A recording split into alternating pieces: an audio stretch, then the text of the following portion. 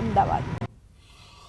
તો પંચમહાલ જિલ્લામાં પણ વાતાવરણમાં પલટો જોવા મળ્યો છે। દિવસભરના ભારે ઉકળાટ અને અસહ્ય ગરમીના વાતાવરણ બાદ રાત્રિના સમયે વરસાદી માહોલ જામ્યો છે। ગોધરા સહિત અન્ય વિસ્તારોમાં ભારે પવન અને ગાજવીજ સાથે વરસાદનું આગમન થયું છે। ગોધરા શહેરમાં ભારે પવન સાથે ધોધમાર વરસાદ વરસ્યો છે।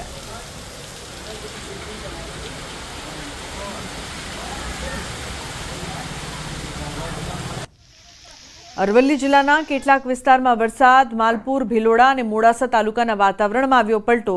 માલપુર સહિત સજ્જનપુરા, કંપા વિસ્તારમાં વરસાદ, વીજળીના કડાકા ભડાકા સાથે કમોસમી વરસાદ વરસી રહ્યો છે।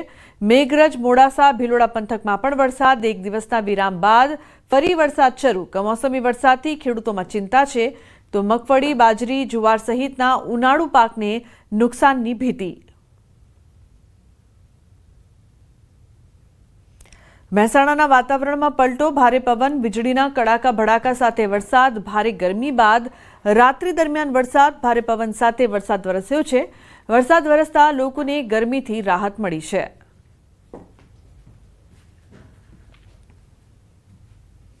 તો વીજળીના કડાકા ભડાકા સાથે મોડી રાત્રે વરસાદ છે તે વરસ્યો છે। લોકોને ગરમીથી રાહત પણ મળી છે, સાથે અનેક વિસ્તારોમાં પાણી પણ ભરાયા છે। તો અંબાજી પંથકમાં મોડી રાત્રે વાતાવરણમાં પલટો। ધોધમાર વરસાદ, વીજળીના કડાકા ભડાકા સાથે વરસાદની થઈ શરૂઆત। દિવસભરની ગરમીના ઉકળાટ બાદ વાવાઝોડા સાથે વરસાદ। ગરમીના ઉકળાટમાંથી લોકોને આંશિક રાહત મળી છે। બજારો અને રોડ ઉપર પાણીની નદીઓ વહી છે તો ખેડૂતોના ઊભા પાકને ભારે નુકસાનની ભીતિ।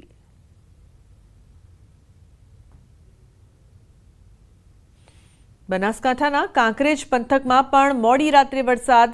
કાંકરેજના શિહોરી, થરા સહિતના વિસ્તારોમાં વરસાદ। ભારે પવન સાથે વરસાદથી જનજીવન પ્રભાવિત થયું છે।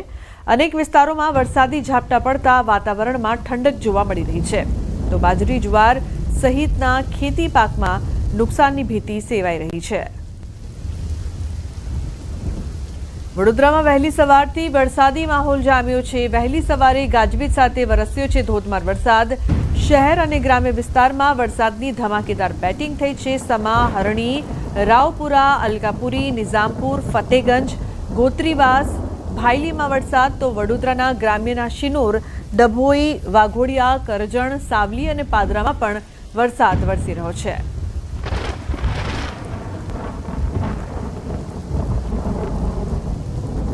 સાબરકાંઠા જિલ્લામાં સર્વત્ર કમોસમી વરસાદ છે। રાત્રિ દરમિયાન 10 થી 45 મિલીમીટર સુધી વરસાદ નોંધાયો છે। અચાનક પવન અને ગાજવીજ સાથે વરસાદ વરસ્યો છે। સૌથી વધુ પોશીના અને હિંમતનગરમાં વરસાદ વરસ્યો છે।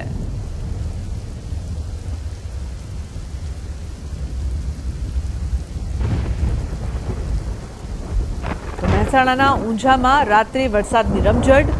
ઊંઝામાં મુખ્ય રેલવે અંડરપાસમાં વરસાદી પાણી ભરાયા છે। અંડરપાસમાં પાણી ભરાતા વાહન વ્યવહાર માટે બંધ કરાયો। પહેલા જ વરસાદે અંડરપાસમાં પાણી ભરાઈ જતા વાહન ચાલકો પરેશાન થયા છે। ઊંઝા નગરપાલિકા દ્વારા પાણી કાઢવા માટે કામગીરી શરૂ કરવામાં આવી છે।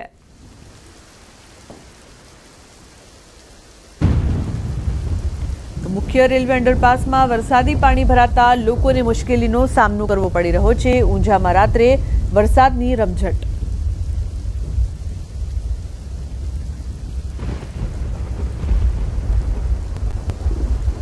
તો અનેક વિસ્તારમાં પાણી ભરાતા લોકોને સમસ્યા પણ થઈ રહી છે।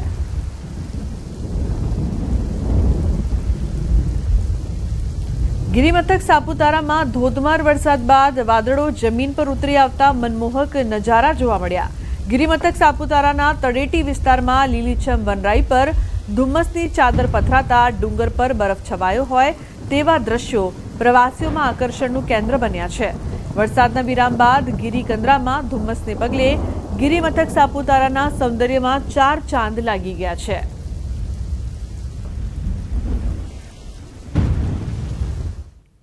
તો ગુજરાતથી હજુ પણ ચોમાસું અંદાજે 150 કિલોમીટર દૂર। એ પહેલા 2 દિવસ તોફાની વરસાદની આગાહી।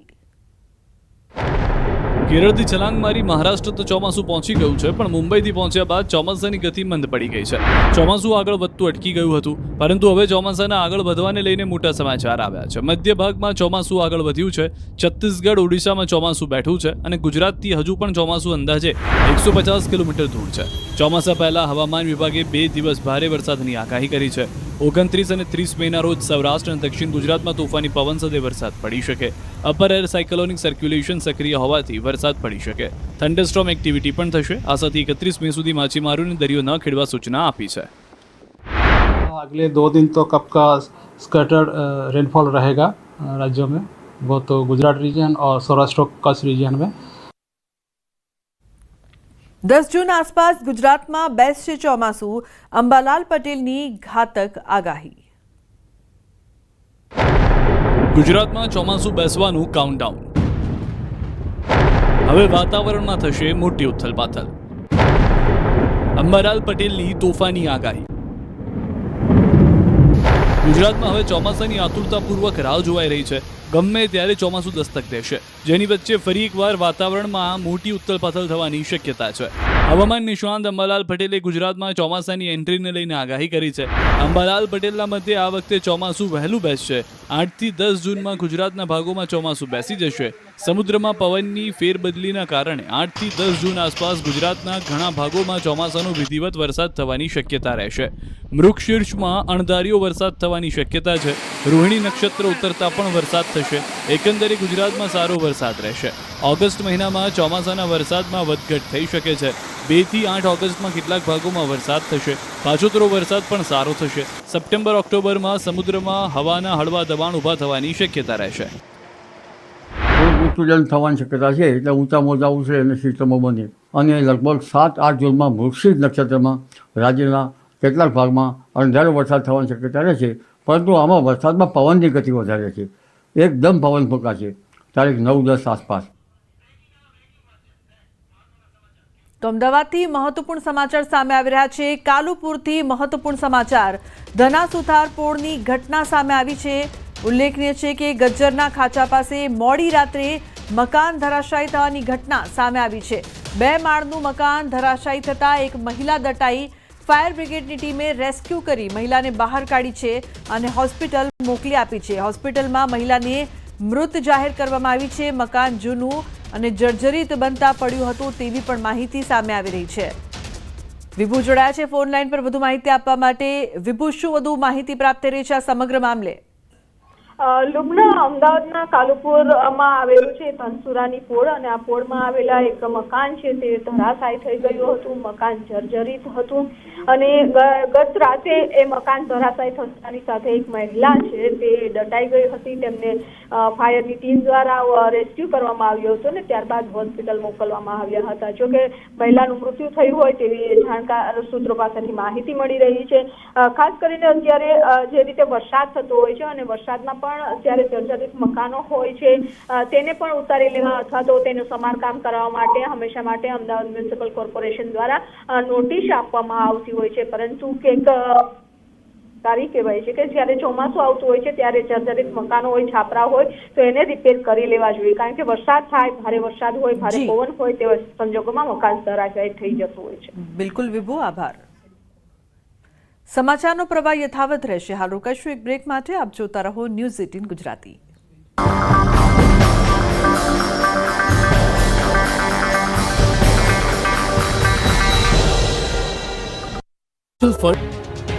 દ્વારકા જિલ્લાની સમુદ્રી સીમામાં આવેલા 21 જેટલા નિર્જન ટાપુ પર લોકોની અવરજવર પર રોક લગાવવામાં આવી. જિલ્લાના 21 નિર્જન ટાપુઓ પર પ્રવેશ માટે નવી સુરક્ષા વ્યવસ્થા લાગુ કરવામાં આવી છે. અધિક જિલ્લા મેજિસ્ટ્રેટે જાહેર કરેલા આદેશ મુજબ આ વ્યવસ્થા 30 મે થી 28 જુલાઈ 2025 સુધી અમલમાં રહેશે. જિલ્લામાં કુલ 24 ટાપુઓ છે, તેમાંથી માત્ર 2 ટાપુઓ પર લોકો વસવાટ કરે છે. નરારા ટાપુને 2016 થી કેટલીક શરતોને આધીન મંજૂરીમાંથી મુક્તિ આપવામાં આવી છે. બાકીના 21 ટાપુ પર 30 મે થી 28 જુલાઈ સુધી પ્રવેશ પર પ્રતિબંધ મૂકવામાં આવ્યો છે. આ નિર્જન ટાપુઓ પર અનેક ધાર્મિક સ્થળો આવેલા છે. અહીં શ્રદ્ધાળુની અવરજવર રહે છે. સુરક્ષા એજન્સીઓની રાષ્ટ્ર વિરોધી તત્વો, દાણચોરી અને અસામાજિક પ્રવૃત્તિઓની આશંકા છે. ત્રાસવાદી જૂથો દ્વારા મહત્વના સ્થળો પર હુમલાની સંભાવના પણ વ્યક્ત કરવામાં આવી છે. આ તમામ ટાપુઓ પર અવરજવર પર રોક લગાવવામાં આવી છે. પ્રવેશ માટે સંબંધિત પ્રાંત અધિકારી અને સબ ડિવિઝનલ મેજિસ્ટ્રેટની લેખિત મંજૂરી લેવી ફરજિયાત છે. ઓબીસી અનામત લાગુ થયા પછી ગ્રામ પંચાયતોની પહેલી ચૂંટણી જાહેર થઈ ગઈ છે. ગામડાની ચૂંટણીનો શંખનાદ થઈ ગયો છે. ગુજરાતમાં ગ્રામ પંચાયતની ચૂંટણીની તારીખોનું એલાન થઈ ચૂક્યું છે.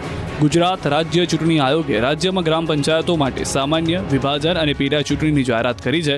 કુલ 8,326 ગ્રામ પંચાયતોમાં મતદાન યોજાશે. 2 જૂને જાહેરનામું પ્રસિદ્ધ થશે. 9 જૂન સુધીમાં ઉમેદવારી ફોર્મ ભરી શકાશે. 10 જૂને ફોર્મ ચકાસણી થશે. 11 જૂન સુધીમાં ઉમેદવારી ફોર્મ પરત લઈ શકાશે. 22 જૂને 8,326 ગ્રામ પંચાયતની ચૂંટણી યોજાશે. 25 જૂને મતગણતરી થશે. આ સાથે રાજ્યભરમાં તાત્કાલિક અસરથી આદર્શ આચાર સંહિતાનો અમલ શરૂ થશે. સમગ્ર પ્રક્રિયા 27 જૂન સુધી પૂરી કરાશે. 4,688 ગ્રામ પંચાયતોની સામાન્ય, મધ્ય સત્ર અને વિભાજન ચૂંટણી, જ્યારે 3,638 ગ્રામ પંચાયતોની પેટા ચૂંટણી યોજાશે. જેમાં 5,115 સરપંચ પદ માટેની ચૂંટણી થશે. કુલ 44,850 વોર્ડની ચૂંટણી થશે, જેના માટે 16,500 મતદાન મથકો ઊભા કરાશે. જેમાં 28,300 મતપેટીનો ઉપયોગ કરાશે. કુલ 1,30,00,000થી વધુ મતદારો પોતાના મતાધિકારનો ઉપયોગ કરશે. ચૂંટણીમાં ઈવીએમના બદલે બેલેટ પેપરનો ઉપયોગ કરવામાં આવશે. વિસાવદર વિધાનસભાની પેટા ચૂંટણીને લઈને ભાજપ કોંગ્રેસ દ્વારા ઉમેદવારો શોધવા તૈયારીઓ શરૂ કરી દેવામાં આવી છે. અહીંથી ચૂંટણી લડવા ઉમેદવારોનો રાફડો ફાટ્યો છે. કોંગ્રેસમાંથી કોને ટિકિટ મળી શકે તેવા દાવેદારોની વાત કરીએ તો કરસન વડોદરિયાનું નામ સૌથી આગળ છે, જેઓ 2022માં વિસાવદર વિધાનસભાની ચૂંટણી લડ્યા હતા. તેના પછી જિલ્લા કોંગ્રેસ ઉપપ્રમુખ ભરત વિરડિયાનું નામ આગળ ચાલી રહ્યું છે. તો ભેસાણ તાલુકા સભ્ય ભાવેશ ત્રાપસિયા પણ રેસમાં છે. ભેસાણ તાલુકા પ્રમુખ નીતિન રાણપરિયાને પણ મળી શકે છે ટિકિટ. બીજી તરફ ભાજપ દ્વારા પણ સેન્સ પ્રક્રિયા શરૂ કરી દેવામાં આવી. જિલ્લા ભાજપ કાર્યાલય ખાતે સેન્સ પ્રક્રિયા હાથ ધરાઈ. દાવેદારોએ દાવેદારી નોંધાવી. સેન્સ પ્રક્રિયા પૂર્ણ થયા બાદ દાવેદારના નામ પ્રદેશ પાર્લામેન્ટરી બોર્ડમાં મોકલાશે. ત્યારે વિસાવદર પેટા ચૂંટણી ભાજપના સંભવિત ઉમેદવારોના નામ પર નજર કરીએ તો પૂર્વ જૂનાગઢ જિલ્લા પ્રમુખ કિરીટ પટેલ, પૂર્વ ધારાસભ્ય હર્ષદ રીબડિયા અને પૂર્વ ધારાસભ્ય ભૂપત ભાયાણીના નામ રેસમાં છે. વિસાવદરથી આમ આદમી પાર્ટીમાંથી ચૂંટણી લડનાર ગોપાલ ઇટાલિયા 31 મેના રોજ ઉમેદવારી ફોર્મ ભરશે. અરવિંદ કેજરીવાલ, ભગવત માન, ગોપાલ રાય સહિતના નેતા હાજર રહેશે. આ તરફ કડીમાં પણ પેટા ચૂંટણી લડવા ભાજપ કોંગ્રેસમાં દાવેદારોએ પડાપડી કરી. કડી વિધાનસભા બેઠકના પેટા ચૂંટણીને લઈને ભાજપ કોંગ્રેસે તૈયારીઓ શરૂ કરી દીધી છે. ભાજપ દ્વારા મહેસાણા ભાજપ કાર્યાલય ખાતે સેન્સ પ્રક્રિયા યોજાઈ હતી, જે દરમિયાન ચૂંટણી લડવા ઈચ્છુકોનો રાફડો ફાટ્યો હતો. ઉમેદવારી કરવા માંગતા દાવેદારોની લાઈન લાગી હતી. ભાજપના નિરીક્ષકોએ દાવેદારોને સાંભળ્યા હતા. પૂર્વ સાંસદ દિનેશભાઈ અનાવાડિયા, પ્રદેશ ઉપાધ્યક્ષ કૌશલ્યા કુંવરબા, ગાંધીનગર શહેરના પૂર્વ મહામંત્રી કનુભાઈ દેસાઈ નિરીક્ષક તરીકે હાજર રહ્યા. તો કડી વિધાનસભાની પેટા ચૂંટણીને લઈને કોંગ્રેસ દ્વારા પણ સેન્સ પ્રક્રિયા યોજાઈ. ચૂંટણી લડવા ઈચ્છુક હોય તેવા 7 થી 8 દાવેદારોને કોંગ્રેસના નિરીક્ષકોએ સાંભળ્યા. કોંગ્રેસ દ્વારા કડી અને છત્રાલ રોડ પરની ખાનગી હોટલ્સમાં સેન્સ પ્રક્રિયા હાથ ધરવામાં આવી હતી. 7 થી 8 દાવેદારોમાંથી 3 નામની પેનલ હાઈકમાન્ડમાં મોકલાશે અને ત્યારબાદ ઉમેદવારનું સિલેક્શન થશે. રાજ્યમાં કોરોનાએ ફૂફાડો માર્યો છે. દિવસે ને દિવસે ગુજરાતમાં કોરોનાના કેસમાં વધારો થઈ રહ્યો છે.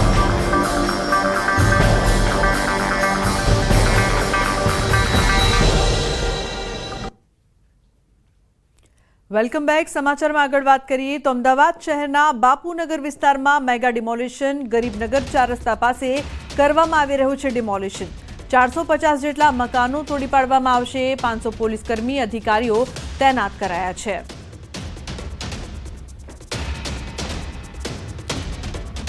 તો સંવાદદાતા ઋત્વિજ લાઈવ જોડાયા છે વધુ માહિતી આપવા માટે. ઋત્વિજ, જે પ્રકારથી ડિમોલિશનની કામગીરી થઈ રહી છે, શું વધુ માહિતી છે આપની પાસે?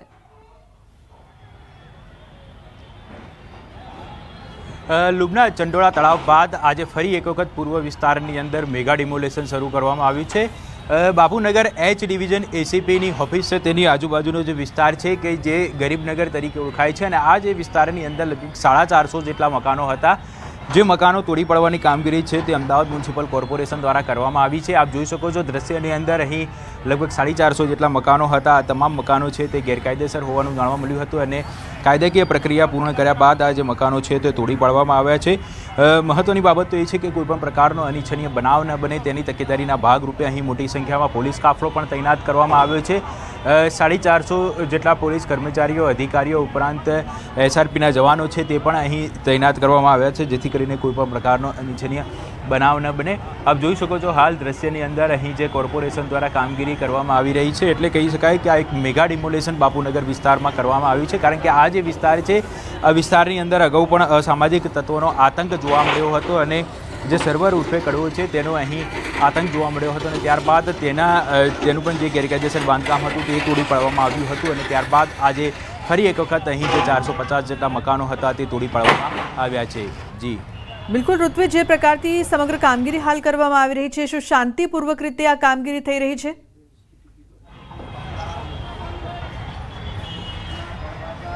લુબના સંપૂર્ણ શાંતિપૂર્ણ રીતે આ કામગીરી છે તે થઈ રહી છે હાલમાં, કારણ કે અહીં કોઈપણ પ્રકારનો અનિચ્છનીય બનાવ ન બને તેની તકેદારીના ભાગરૂપે 2 એસીપી, 10 પીઆઈ, 27 જેટલા પીએસઆઈ સહિત પોલીસ કાફલો, લગભગ 500થી વધારે પોલીસ જવાનોનો કાફલો અહીં તૈનાત કરવામાં આવ્યો હતો. ઉપરાંત એસઆરપીની અલગ અલગ કંપનીઓ છે તે પણ અહીં તૈનાત કરવામાં આવી હતી કે જેથી કરીને કોઈપણ પ્રકારનો અનિચ્છનીય બનાવ ન બને, કારણ કે સ્વાભાવિક છે કે જે સ્થાનિક લોકો હતા તેઓની અંદર રોષ જોવા મળ્યો હતો. જો કે કાયદાકીય પ્રક્રિયા કર્યા બાદ આ જે કામગીરી છે તે કરવામાં આવી છે. તેઓને અગાઉ પણ જાણ કરી દેવામાં આવી હતી કે અહીં ડિમોલેશન હાથ ધરવામાં આવશે. આપની પાસેથી તમામ માહિતી અમે લેતા રહીશું. તો જે પ્રકારથી ડિમોલેશનની કામગીરી